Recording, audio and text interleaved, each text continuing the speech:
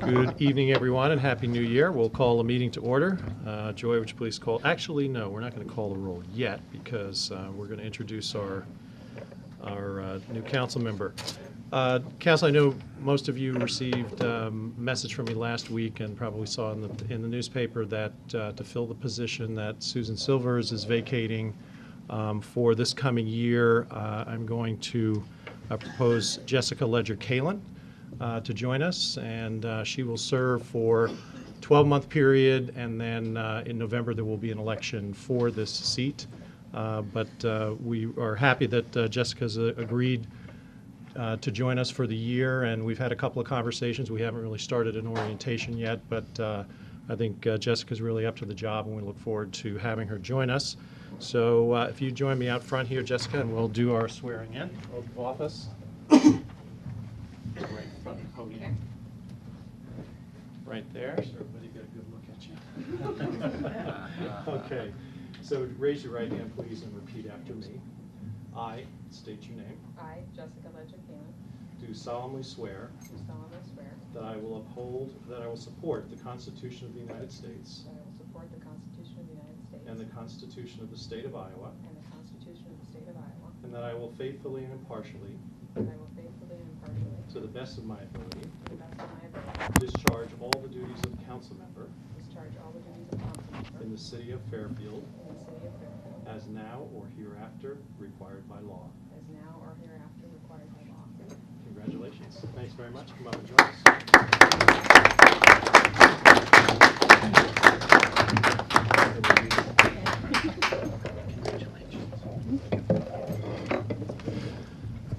So now, clerk, would you please call the roll? Hamilton, Yes. Rasmussen, Yes. Kavalinsky, Yes. Boyer, Yes. Ledger-Kalin, Yes. Hammes, Yes. Hallie. Yes. Great, thank you. Are there any changes to this evening's agenda or additions? Okay, if not, we'll move to our consent agenda. Jessica, this is basically several items that we approve all at one time. So we'll take all of those together. There'll be approval of the minutes from the December 17th meeting, approval of a TIF levy authority report, which I'm going to ask Joy to give us just a mini report on. We have approval of our annual mobile home permits, liquor license approval for University Amico and the Dollar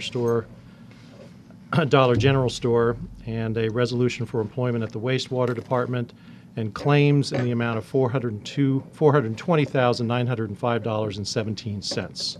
So before we do, Joy, would you just give us a quick overview of our TIF report? Yeah, this is a brand new report that the state decided they wanted every city in Iowa to do. It was due December 1st. I didn't find out about it till about the 15th because I guess the email went out to outer space. And you can only get in with a password. So it's just a summary. It's as of June 30th of 2012. And it's just a summary. We had 3 different TIF projects that the state tells us which ones that they have on record, and they need the receipts that came in from property taxes, and then also the amount of debt that we paid for each TIF district. The sheet that you have, what was downloaded was just the cover sheet, and I had to do individual ones for each one. So as you can see, we have 4 TIF projects that are remaining, but our outstanding balance against those has gotten quite low, $504,203, meaning that as those projects do finish paying the debts against them and come on to our tax rolls, we will be collecting those revenues, which is the intention for the investment that we made. The Central Urban Renewal is still listed, but that has been, the city owns that now, so that is no longer a TIF. Okay. So I'll ask, are there any specific questions about the TIF report? Any other questions about the consent agenda? Now, please call the roll. Somebody needs to do it. I'm sorry, we need a motion to approve the consent agenda. It's a new year. Yeah. Moved by Hamilton. Is there a second? Second. Second by Rasmussen. Now, please call the roll. Hamilton, Yes. Rasmussen, Yes. Hammes, Yes, but abstain for the minutes.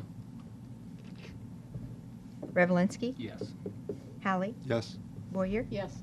Ledger Kalin. Yes. Okay, thank you. Next, council will move to our forum for appearances, and we have Steve Veman about our collector cars unlimited. Steve, I think this is the earliest that you've come to approach us. This must be really special car show coming up. No, we always try to get your first meeting of the year Okay. so that we can get the flyers to press and everything. I would hate to get them to press and find out we don't get the date we want, and then we're here asking for the same thing that we've asked for the last 25 years, the use of the square again. The date would be September 22. It'll be a Sunday again. It'll be Kiwanis weekend again, so hopefully the barricades and everything ought to be there. And, nice, smooth like it has been the last few years. Great. Thanks, Steve. Any questions? I think we all agree this is a great part of Fairfield's year, and I entertain a motion to approve the request for the use of the square for collector cars unlimited. So moved. Moved by Hammes, second by Boyer. All those in favor signify by saying aye. Aye. All those opposed, the same sign. Thank you, Steve. Okay, one thing I forgot to mention, can we use these side streets as we have in the past, if needed? I think our position last year was that was fine, so I don't Yes. see why we would change that. Chief, do you have any reason why we would? No, not I use- mean, I yeah. just thought I noticed it wasn't mentioned on here, and it wasn't mentioned. I just wanted to get that clarified, and if we don't need them, we'll open the side streets back up. And- Great. Thank you. Thank you. Okay. Next, council will move to our resolutions and action items, and the first is the accepting of the tree removal project at Chautauqua Park. We have a letter from Melanie Carlson of French Reniker, who has reviewed this. Connie, did you have a question? No. Prior? Oh. Okay. So there's a payment due of $18,810, and then there'll be a final payment of $990. This is within the budget for the total project. Are there any questions? Now, I'd entertain approval of accepting the project for the tree removal as final. Move for acceptance. Moved by Hamilton, Second. second by Boyer. Any other discussion? Not all those in favor signify by saying aye. Aye. All those opposed, the same sign. Thank you. And we have two items regarding our airport operation. One is to accept the fixed base operator lease agreement. And Kevin, is there anything that you want to add about this agreement? There's anything different from what we have approved in the past? We're continuing the good service that we've been getting from Robert Lyons and his staff. Yes, we are. Slight changes in this contract would have the amount of money that we're actually paying for the services increased by about $6,000 for the two positions allotted.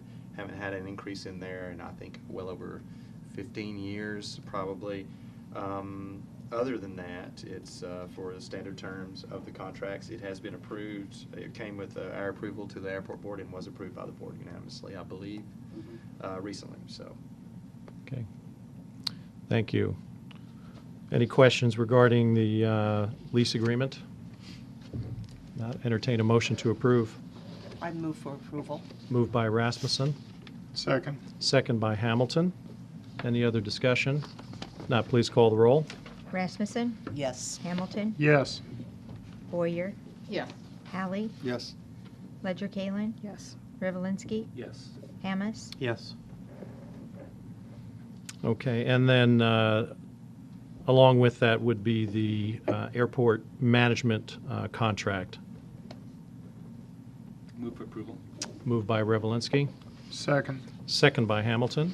Any other discussion? Not, please call the roll. Revelinsky, Yes. Hamilton, Yes. Boyer, Yes. Hallie, Yes. Ledger Kalin, Yes. Hammes, Yes. Rasmussen. Yes. Thank you.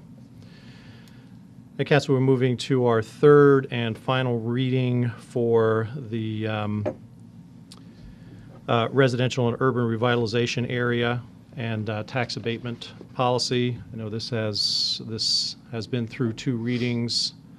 We did have some public comment in the first reading. Have we received anything more, Kevin, in writing? No, I haven't. Okay.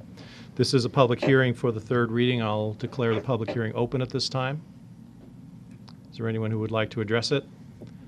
Now, we'll close the public hearing and ask if the council has any other questions or motion to approve. I've been asked this several times, and I guess I just like it made so it gets on the public record. It's more real, or it's more clear. People have asked, for example, if they finished a project just like in December, can they apply for this, or if the ordinance has to be passed, work done, and then applied for? And this would be for residential, Connie, correct? Because Yes. we already have the commercial in place. John, do you want to address that? If you can come to the...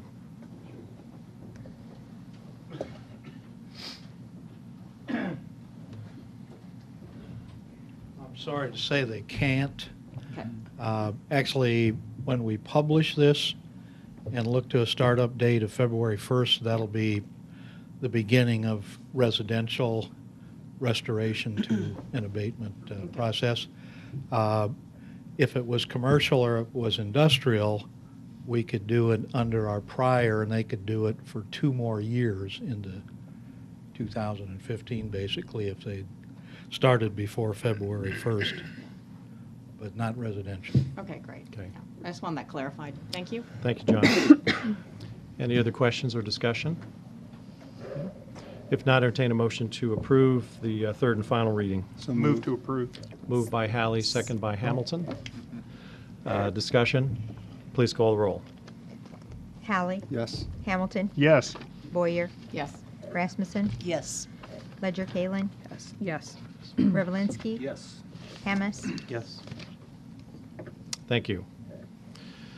Next, council, we have before us, which would be the first reading of a trail ordinance. I'm going to ask our city administrator, Kevin Flanagan, to discuss what's in this law.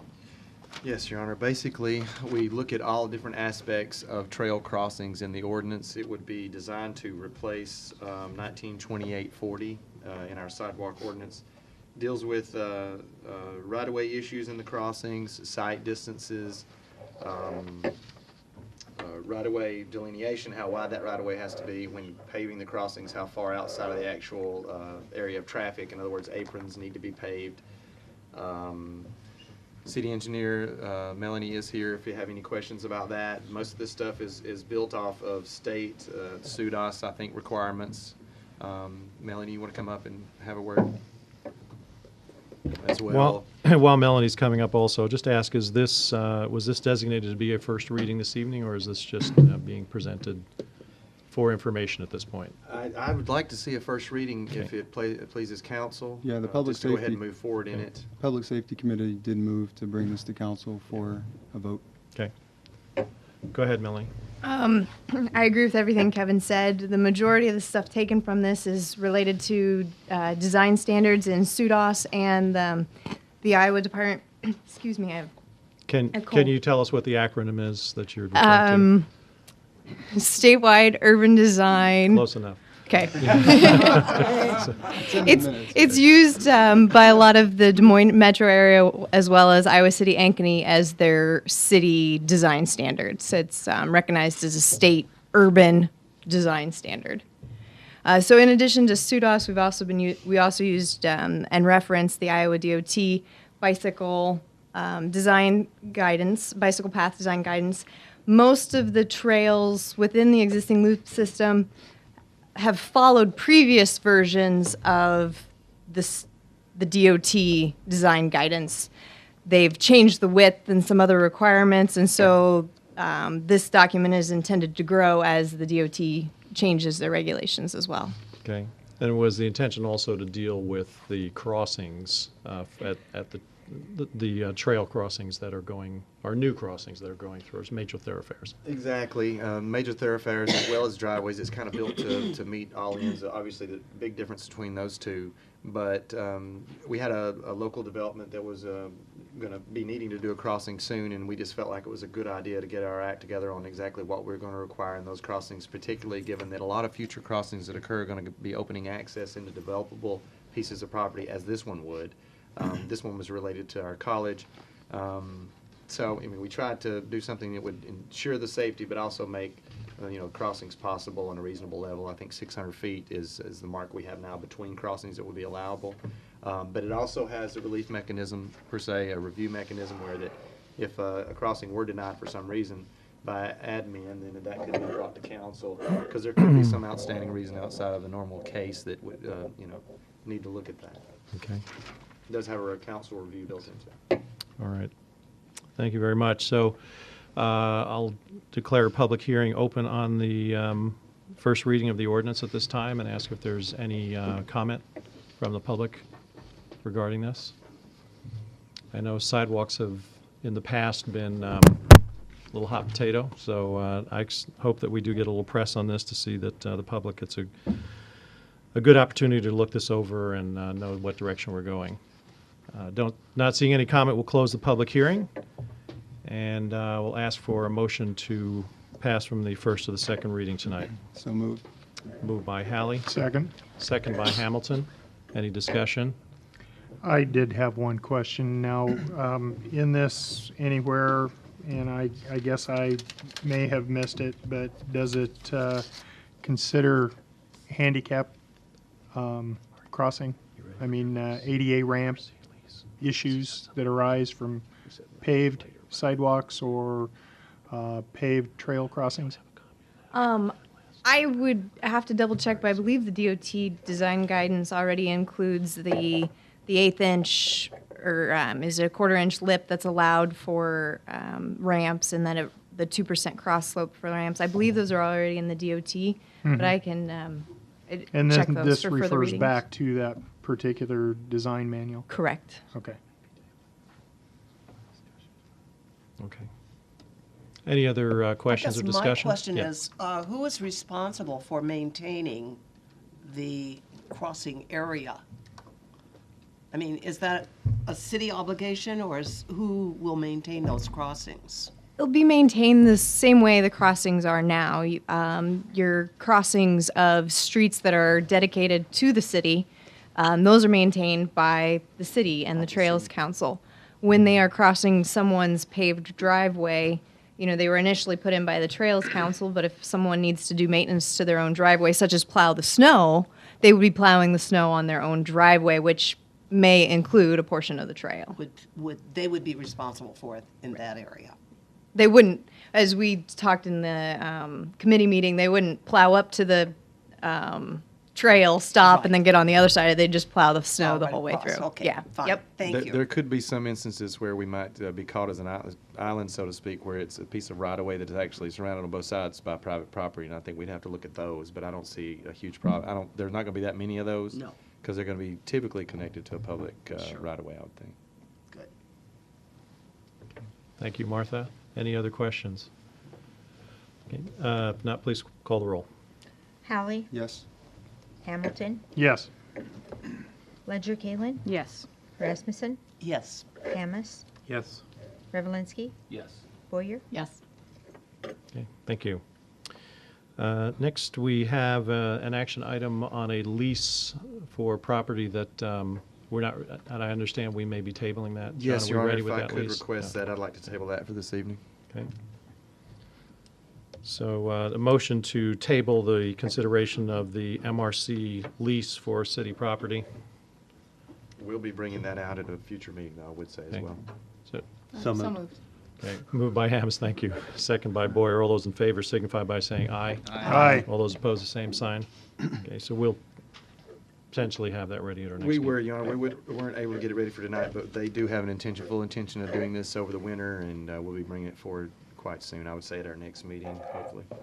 The MRC, again, is the composting. No, recycling. Electric Or recycling. recycling? The Oh, elect, okay. company that's Okay. interested in that, Our building, yep. Yeah. got it. It's a great service for us to be bringing in, and we're really excited about it. They decided to kick their schedule up, though, to do it this winter, because they were talking about doing it in the spring, but we're just mapping that out, so. Okay, thank you. Council, in my report, we have a vacancy and have had for several months on the Planning and Zoning Commission, and I'd like to put forth Clyde Cleveland, who has development experience within the city and is interested in serving in this capacity, so I'd put forward Clyde Cleveland as an appointment to Planning and Zoning. Move to approve. Moved by Hallie to approve. Second. Second by Boyer. All those in favor signify by saying aye. Aye. All those opposed, same sign. Thanks. Next, we have our city attorney report. John, we have a new tax abatement reform based on our newly passed ordinance. What you have in your packet has a couple of typos. If I could have you send that around. There's 2 pages for each. We've been operating with a 1-page multi-part form for 20 years. We're still going to have that available to use for 2 more years because there are still people in 2013 and 2014 that can use that for projects that were started before we publish the new ordinance. This form has been back and forth to Des Moines 3 or 4 times. The small changes that I want to point out to you are that are a little different from what we had before. Markup.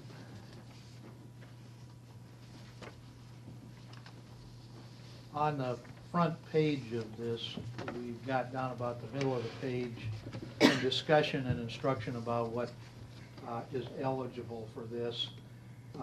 And one thing that is important to notify an applicant about is the fact that we have in urban renewal areas, which we have 10 of them shown on a map that's part of our plan that runs this thing.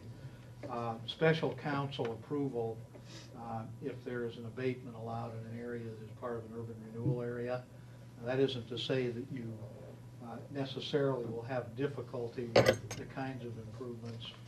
If it's somebody that's already in an actual financed TIF project, though, obviously they're not going to be eligible for another kind of tax abatement treatment.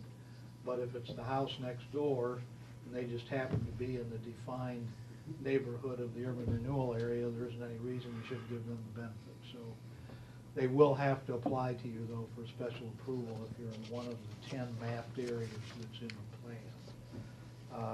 plan.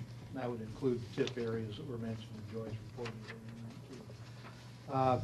Secondly, when you get down about a third of the way up from the bottom in the form, there's a question that hasn't been in our prior forms about whether a tenant will be displaced by improvements if they've been occupying their dwelling for more than a year prior to the time we adopted the plan. So people that have been regular residents for more than a year before November 26th of 2012 that might be displaced by some improvement in the future that's going to come in for tax abatement request. We have in our plan right now a full-page discussion of what will occur as far as relocation and relocation assistance that's available through the state. There's a purpose for that being in there. Basically, may not ever come up, but odds are if we go another 20 years with the plan we're adopting and implementing, it might. A couple lines below that, under nature of improvements, new construction, addition, general improvements, I had a misspelled word there. It was intended to be renovation, but it ended up on your form in your package as revocation. That's totally the fault of my writing. Second page, we took the certification off our original form. That wasn't something that had been part of the example form that was with our plan, but somewhere we need to have the person that's applying indicate that they're telling us all the information and that it's truthful. In the action boxes down below for the city council action, I added a part that says the date notification was sent. That's also part of the assessor's form, and other than that, down towards the bottom, where we used to have language about building permits, actually the permits our office here at planning issue are zoning permits.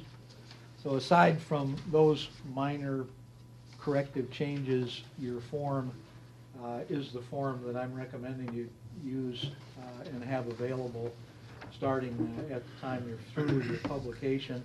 I know we'll have the other older form available here too, but this is the one that will work for residential and all three of the types of abatement.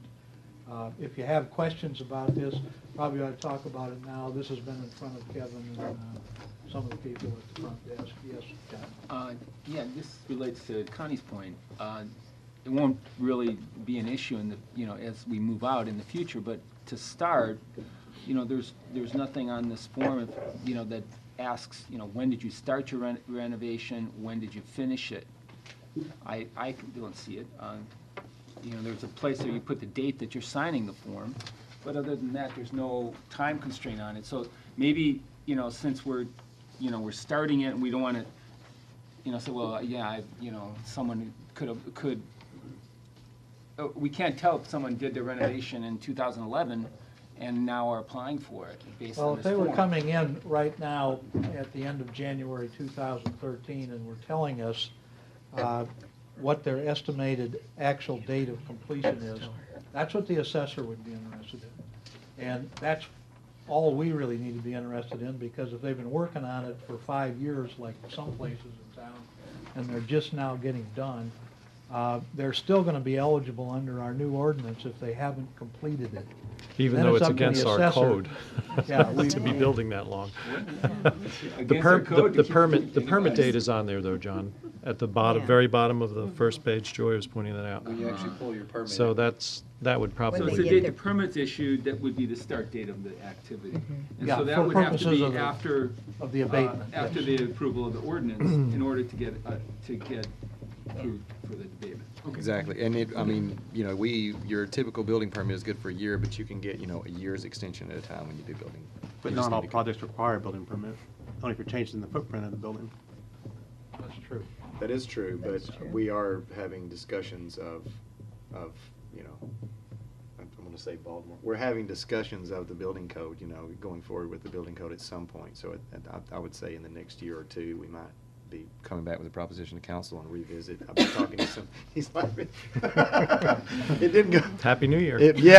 I'm not saying it went perfect last time, but just, ultimately in the future at some point, we would, I'm assuming, be adopting and have further permitting processes to be able to keep up with what's going on out there. But for now, it is possible someone could come and have an abatement on something they never got a permit for. On only an improvement, but, they're certifying that they're applicable to this when they come in for it. It's, there's a trust factor involved in doing these anyway, because you're going off estimates of value.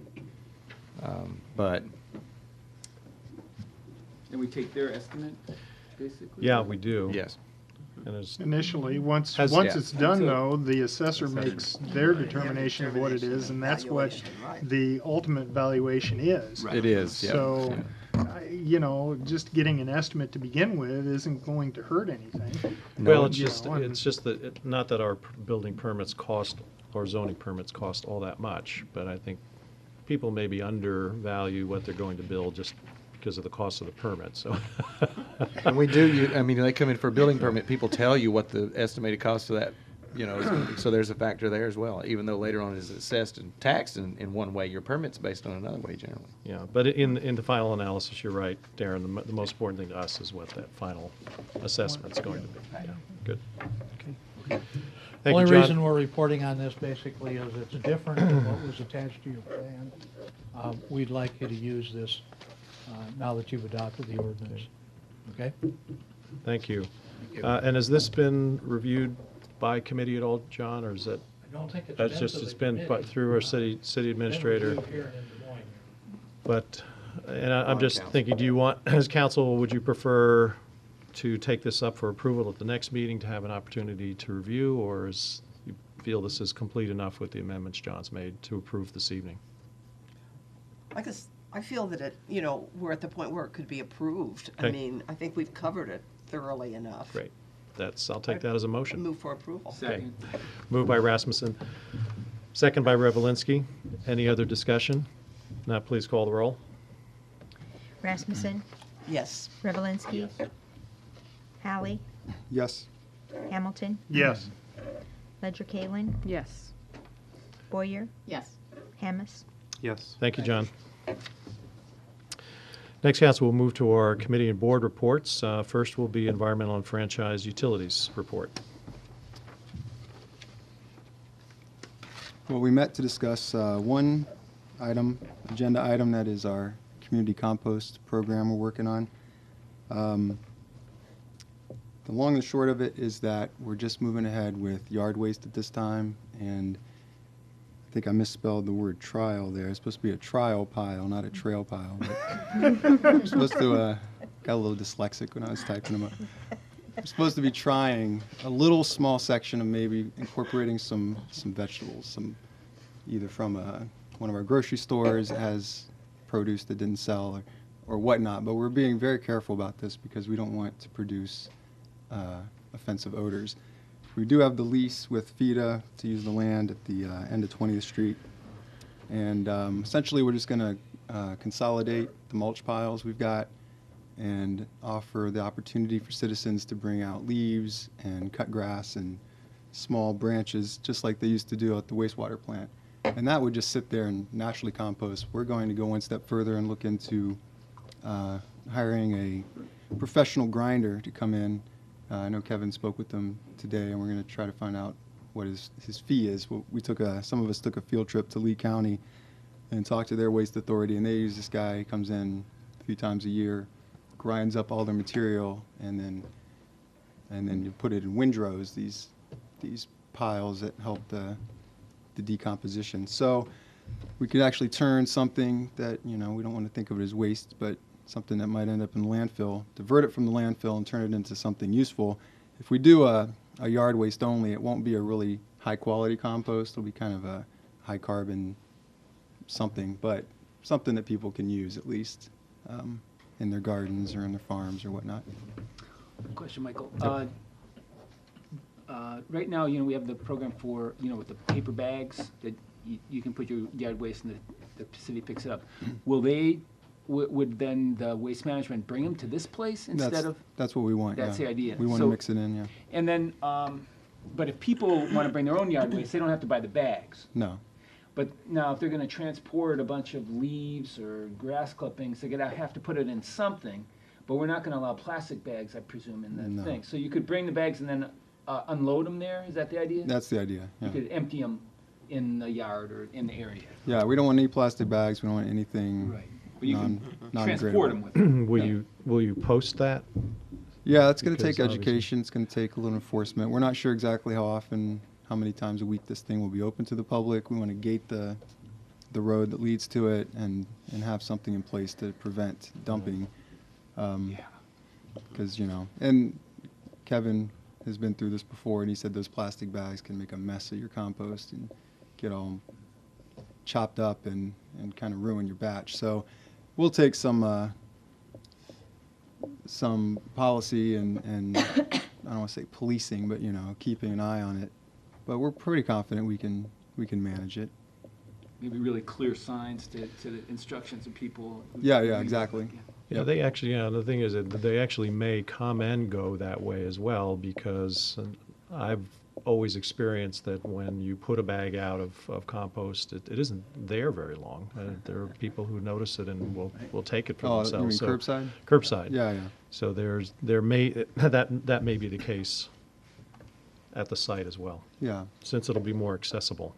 And the one other service we may be able to offer would be pallets. Some of the manufacturers have pallets they throw out, and the grinder guy we found will do them. He grinds them twice, and he uses a magnet to pull the nails. So we could also offer that service, and that might also be a source of income.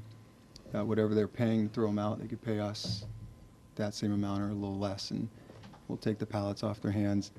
And then down the road, there's talk of bringing in, like I said, the grocery stores waste. Maybe we had somebody from the school system potentially take their stuff, the hospital. I mean, there's a lot of food waste that could be diverted, but you get into a different kind of composting. And we had It needs to be managed. yeah, we had a guy from, what's the name of that? Shamness. Shamness is a composting company that has a place in Eddyville, and he warned us, be careful when you start getting into that stuff because it can turn foul-smelling pretty quickly. That's what we're trying to avoid. So we're going to start with not that stuff, just yard waste, and go from there. Okay. And really small world, because when we got there, I got into a conversation with the guy about an authority I used to work with, and as it turns out, one of my former senseis was actually hired originally in his solid waste career to run that facility. Small world. Randy Hartman eventually ran the environmental facilities for the state down there, and in the sense that this is a soil addendum, that's the reference to the plastic, because in the sense that we're able to pick up decent customers using this product as a soil addendum off the bat, the more plastic shredding that is in it, the less likely we're going to be able to keep those customers. I did lose a couple of those over that issue because of shredded plastic, which degrades, but it's certainly not something you want to put in your garden. So Yeah. we'll have to watch that and have very good signage at the front at the gated entrance. We're still discussing, I guess, how we're going to work that gated entrance, but it's certainly going to be prohibitive to people, going around it and that sort of thing. And we'll be watching the solid waste aspects of this as we go along. But we do feel confident that we're going to be able to go out there and find enough nitrogen-rich material to actually make some decent portion of a go of it maybe later on that level, of a real compost level. So that's kind of exciting. Yeah, and we're not selling this, we're giving it away. 'Cause Yeah. we don't want to have to get into the Yeah. compost business. If you do want to buy it, though, we would be willing to sell it. Okay. No comment. A donation box at the Yeah, right. Yeah. All right, thank you, Michael. So no action on that, but this sounds like a very good project. I think it'll be popular in the community, so. Yeah, we want to invite the owner of the grinding company to come to one of our meetings, environment meetings, and talk about what his cost would be and such. Great. Thanks very much, and we'll move on then to our Public Safety and Transportation Report. I guess I'm the interim chair of that Okay. committee as well. So we talked about the trail crossing, which has already been discussed. We were talking about uncontrolled intersections. Does anybody ever read my minutes? Because I thought I threw in a little funny something. Yes, and no one. Mr. Yeah. I didn't make it up though. It really Everywhere happened. is So, sign. yeah. I don't know if those lyrics are correct. Correction to the minutes. Hey, I pulled those off the internet. So, Councilwoman Boyer was concerned. Too many signs. So she quoted the sign song and said, Oh, so we I was need gonna all these say, signs at that these that intersections. 60s references in Michael's Dating. generation, It's so. considered I don't dating. know. I had to Wikipedia, Okay. So, Tesla actually covered that. yeah, they in did. 19 They changed some of the words. All right, we'll get back to our topic here. So she so moved the Daryl Bisgard that he said, "Sure, take your time. We'll look at the intersections before you take any action." So Con and I are supposed to be driving around town and looking at these intersections and deciding sign, no sign. But, What type of signs are we referring to? yield Yields and stop stops. signs, right. I'm for yields. If you can move through it without stopping, great. 'Cause, when I'm driving, that's my MO, stop as little as possible. So,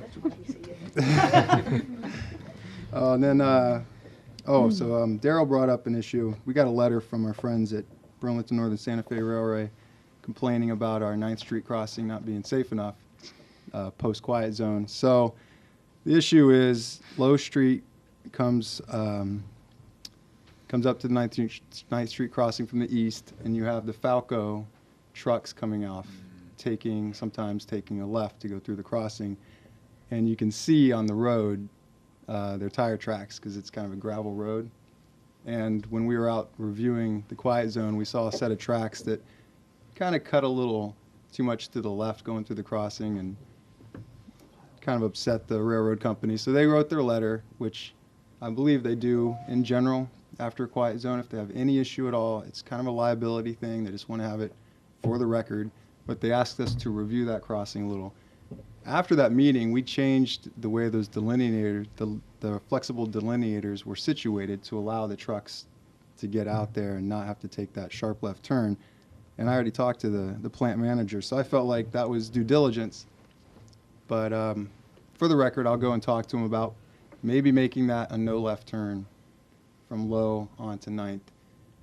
I know that'll be a real issue for them because their trucks come out of Low. We already closed the 8th Street crossing years ago, which makes it difficult. So you're talking about Falco? Yeah, it's Falco. And you know, when we put the quiet zone together, it was that balance of public safety and industry friendly. And they have their business right there. And we could have closed that crossing. Or closed that street. We could have put a median in. We could have made a right turn. But we chose what we chose to try to show some effort to keep them happy. So it's a possibility, but I still want to have a chance to talk to the plant manager about it before we take any action. But as far as repercussions, I mean, is there any potential downgrading of the safety standard by points? The railroad company require anything, or they're just asking for a courtesy review? It's courtesy review. They asked, they CC'd the FRA and the DOT on the letter, but I haven't heard anything from either of them. I mean, just a reminder to everyone on the council and the public, the railroad company is not the authority on a quiet zone. Federal Railroad Administration is the authority. We submitted our application and got it approved from the FRA, so we're good to go.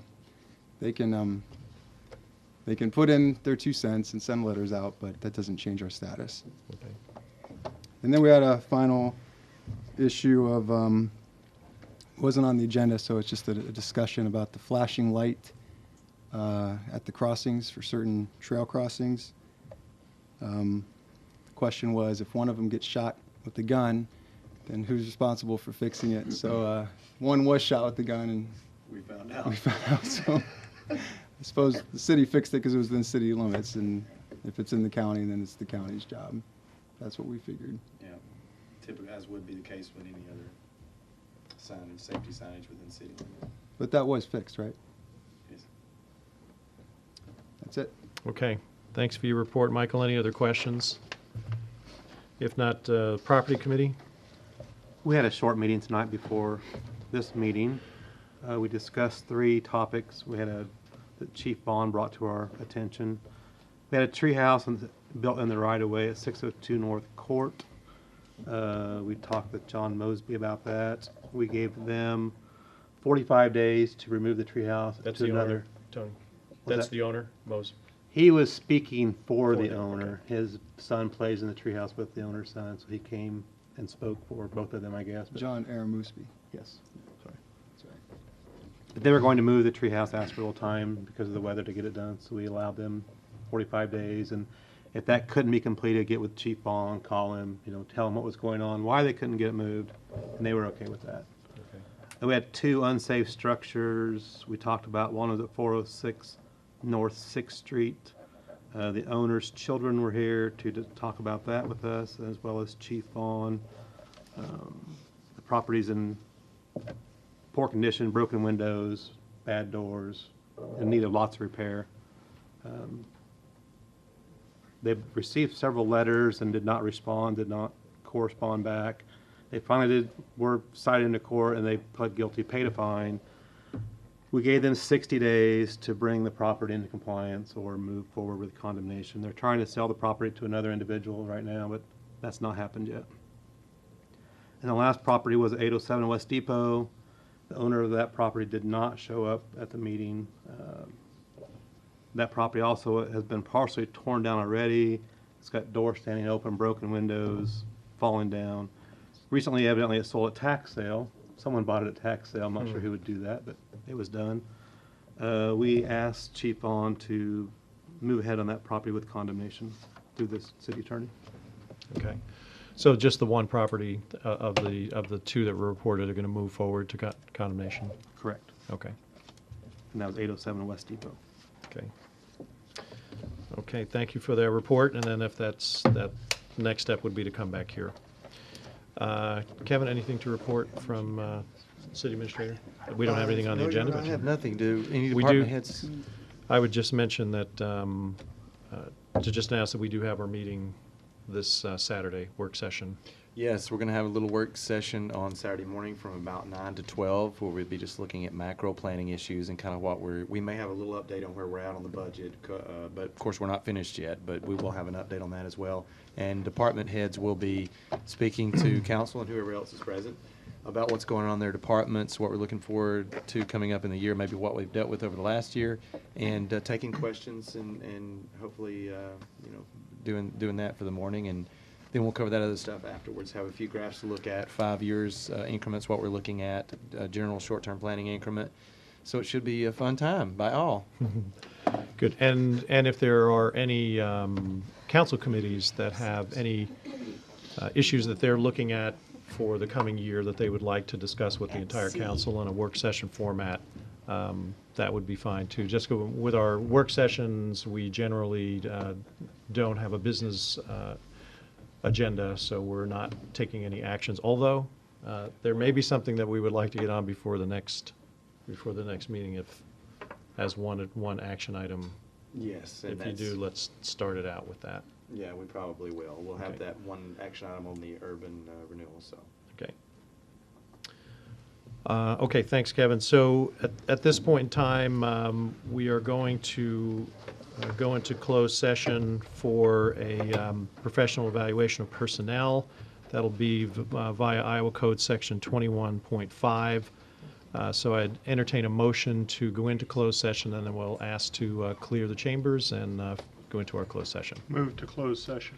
Moved by Hamilton, Second. second by Rasmussen. All those in favor signify by saying aye. Aye. All those opposed, the same sign. Thank you.